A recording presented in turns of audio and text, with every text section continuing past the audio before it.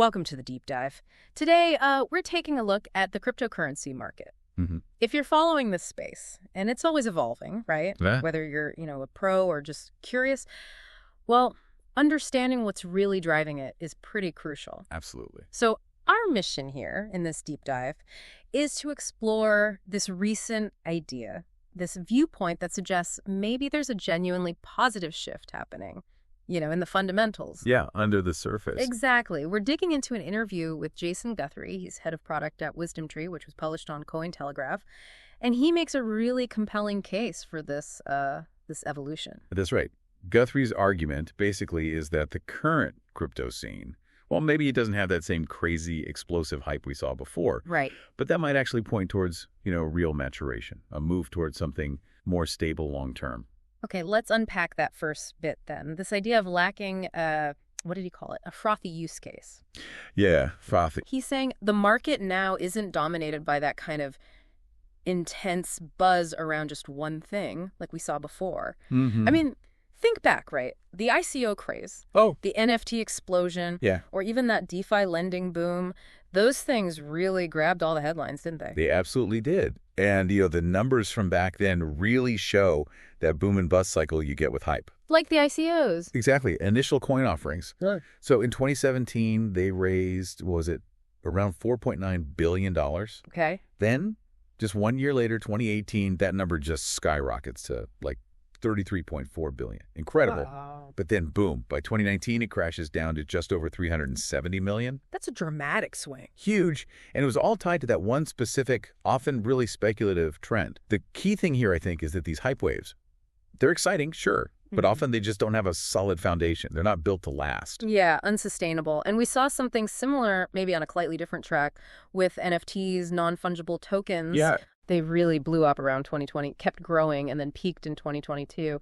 I remember the figures were staggering, something like $57.2 billion in trading volume. Huge numbers. Yeah. And over 120 million sales. But that market has definitely cooled off since then, hasn't it? It really has. So those periods had intense excitement, but maybe not built on lasting usefulness. Precisely. And that's Guthrie's point.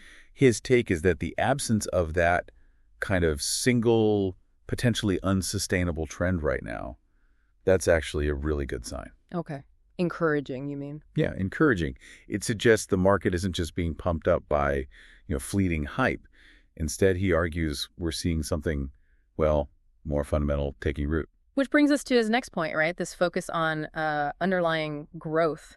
Actual innovation. He's suggesting that what's driving things now is more substantial. We're actually seeing value accrual, companies growing revenues, getting more clients, companies building on the blockchain. What's interesting there is the implication that innovation is still happening, definitely. But it's not necessarily tied to what Guthrie called those less than useful use cases. It kind of suggests a more organic development, maybe more practical uses for the tech. Instead of just chasing the next big hype wave, companies are actually trying to build sustainable businesses, things with real utility. Which makes sense. Yeah, and the crucial takeaway is pretty clear. A market driven by actual use cases and revenue, that's got a much better shot at long-term survival than one just running on fumes and hype. And we are seeing some broader signs of this maturation, aren't we? Like the overall crypto market cap hit a new all-time high. What was it? 3.71 trillion last December?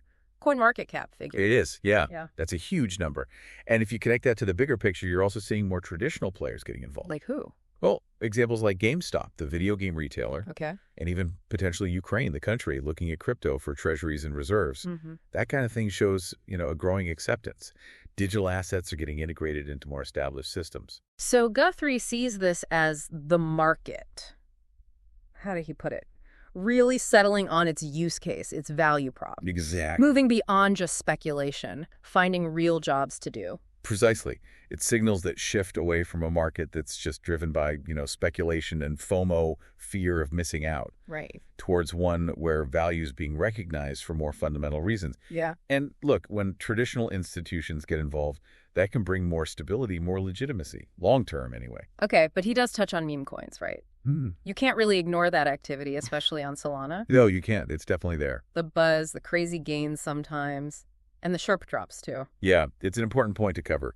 He acknowledges the meme coin hype, for sure, but he also contrasts it with those big dominant trends from before. How so? He suggests it's not anywhere near as prevalent.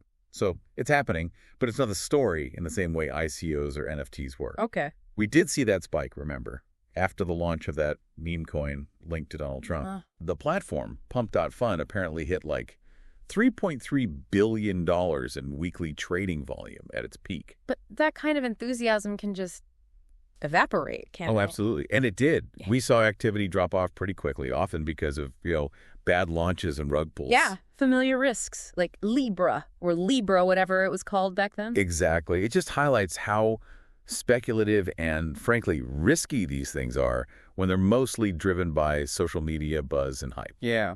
It really makes you wonder about the staying power of pure speculation. I mean, meme coins grab attention, volume spikes. For a short time, yeah. But the long-term value, often pretty questionable. The fact that the hype died down so fast after scams popped up just underlines that risk. It does. But it's interesting, they still seem to hold some fascination, don't they? Yeah. Even if they're less dominant, does their presence still kind of color the perception of the whole crypto space? That's a really good question. Definitely something to think about. So wrapping things up, what's Guthrie's kind of final word, his long-term view? Well, his concluding thought is quite balanced, I'd say. He believes there's still a lot of innovation to do. Okay. And, importantly, he says it's still very early days for crypto as an asset class. Still early. Yeah. But his overall feeling is optimistic. He strongly believes the market has matured quite a bit. It's more resilient now compared to those earlier, just purely hype-driven phases. Okay, so the main takeaway here seems to be maybe the current strength of the crypto market is actually in what it lacks. How do you mean? Well, that lack of a single, fleeting, maybe unsustainable hype trend dominating everything. Right, the absence of froth. Exactly. And that absence might actually be the signal, a sign of a more mature phase of growth, driven by more fundamental things like actual adoption and real tech innovation. I think that sums up his core argument really well. And, that leads us to a final thought for you, the listener. Given these cycles, we've talked about the boom and bust of ICOs, the cooling of NFTs, what genuinely useful applications of crypto and blockchain might actually emerge next?